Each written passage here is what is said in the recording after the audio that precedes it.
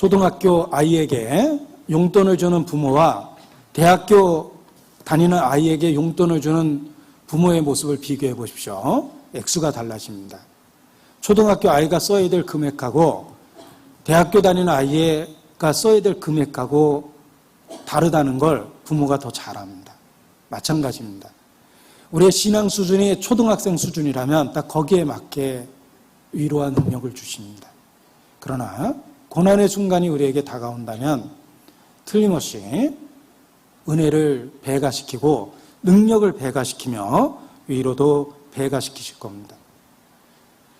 사도행전을 통해서 주께서 함께 역사하셨다, 고난 중에 위로하셨다, 수없이 많은 예증을 확인할 수 있고 지금도 그러하다고 우리는 고백할 수 있습니다. 사도행전에 주께서 주신 위로가 때로는 너무나 평범한 방법이었습니다. 예를 들면 바울을 죽이려 했을 때 바울의 조카가 음모를 듣고 미리 알려줍니다. 그래서 로마의 군대를 통해서 바울을 보호하죠. 얼핏 보면 하나님의 손길이라고 깨달을 수 없을 수도 있습니다. 천사가 알려준 게 아니기 때문입니다. 천군 천사를 통해 보호한 것이 아니기 때문에 그렇습니다. 그러나 그 평범한 방법도 하나님이 바울을 보호하신 방법이라는 걸 기억해 보십시오. 하필이면 왜 조카가 그때 거기에 있었고 그 음모를 들었겠습니까? 그리고 로마 총부장의 마음을 움직여서 군대를 동원해서 바울을 지켜주려고 했던 것입니다. 평범한 방법이지만 주께서 함께 역사하셨다 말할 수 있습니다. 지금도 그렇습니다. 우리의 일상은 특별하게 내세울 것이 없는 평범한 일상입니다. 믿음의 눈을 갖고 한번 바라보십시오. 우리가 어떻게 유혹이 많고 죄가 많은 이 세상에서 신앙을 지키고 지금까지 주의 이름을 보존하고 진리를 일깨우며 감동받을 수 있습니까? 주님 안에서 살겠다고 그렇게 결심할 수 있습니까? 주께서 함께 역사하셨습니다. 그 역사하신 방법이 평범하기 때문에 우리가 미처 깨닫지 못할 때도 있습니다. 그러나 분명한 건 하나님 우편에 앉아 계신 주께서 지금도 함께 역사하심으로 우리를 보존하고 지켜내고 있다는 것입니다. 일상 속에 그 평범한 방법 속에 주의 손길이 있다는 것도 깨달을 필요가 있습니다. 주께서 함께 하십니다. 그리고 사도행전을 읽어보면 주께서 함께 하셨다는 증거 중에 또 하나입니다. 교회 징벌을 실시하시며 교회를 계속해서 깨끗하게 유지해 나가십니다. 아나니아 삽비라의 죄를 드러내고 그들을 죽이셨습니다. 모든 세대에 경고로 삼으셨습니다. 아나니아 삽비라의 죄를 드러낸 것도 주께서 함께 하신다는 증거입니다. 마술사 시몬이 돈을 들여 성령의 은사를 사고자 했을 때 그 중심의 간악함을 파악하게 하시고 베드로를 통해 엄하게 책망하십니다. 주께서 그렇게 하신 것입니다. 교회 징벌을 실시하시고 교회를 깨끗게 유지하셨습니다.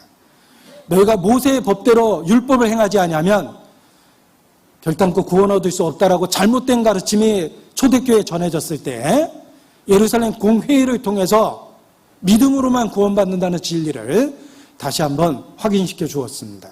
주께서 함께 역사하셨기 때문에 교회에 징벌을 실시하시고 잘못된 교리가 들어오지 못하도록 막아주신 것입니다. 지금도 그렇습니다. 우리가 여러 가지 위기를 극복하고 교회가 유지되고 초대교회에 전했던 그 복음을 지금도 전하고 있는 그 이유가 주께서 함께 역사하시며 교회에 징벌을 실시하고 있기 때문에 우리가 그 진리를 붙잡고 지금도 그 진리를 전하고 있는 것입니다. 주께서 지금도 우리와 함께 역사하고 계십니다. 또한 주께서 함께 역사하셨기 때문에 선교의 확장성이 이루어졌습니다. 이 복음이 예루살렘으로부터 시작하여 온 유대와 사마리아와 땅끝까지 전파되어야 된다고 말씀하셨는데 정말 주께서 함께 하셨습니다. 사도행전을 읽어보십시오. 복음은 예루살렘에 머무르지 않았습니다. 유대와 사마리아까지 전해졌고 땅끝 결국은 로마까지 전해졌으며 사도행전에 기록되지 않았지만 우리 시대 우리에게까지 전해졌습니다. 주께서 함께 역사하셨기 때문입니다. 약속대로 선교의 확장성이 이루어진 것 속에 주께서 함께 하셨다라는 거 우리는 확증할 수 있습니다. 지금도 주께서 우리와 함께 역사하시고 있다는 증거가 있습니다. 복음이 우리에게만 머물러 있지 않습니다. 고인물처럼 썩어가고 있지 않습니다. 우리가 현상을 유지하기 위해서 아둥바둥하고 있지 않습니다. 우리는 끊임없이 확장해가고 있습니다. 주께서 함께 역사하심입니다. 게다가 수없이 많은 오해를 받고 우리 모임을 이상하다고 매도하는 사람이 얼마나 많습니까? 그런 진리의 대적자가 수없이 많음에도 불구하고 주께서 우리와 함께 역사하고 계십니다. 그래서 세계 선교가 계속해서 우리에게 이루어지고 그 문이 점점 넓게 열리는 거라고 말할 수 있습니다. 우리도 주께서 함께 역사하고 있다.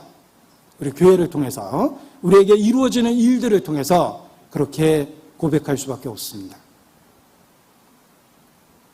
사도행전 21장입니다. 사도행전 21장 19절입니다.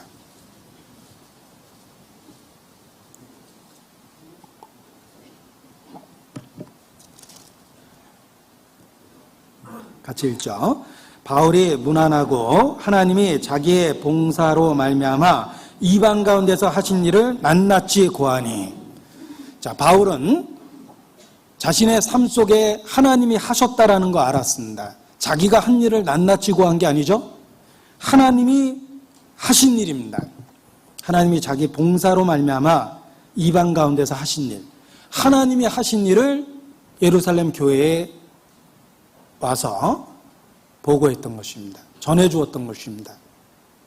바울은 자신의 사역이 하나님이 역사하신 결과라는 것을 잘 알고 있었습니다. 우리도 마찬가지예요. 우리가 하나님께 계속 쓰임이 되기 위해서 우리 가운데 행하시는 이가 하나님 자신이라는 거 기억할 필요가 있습니다.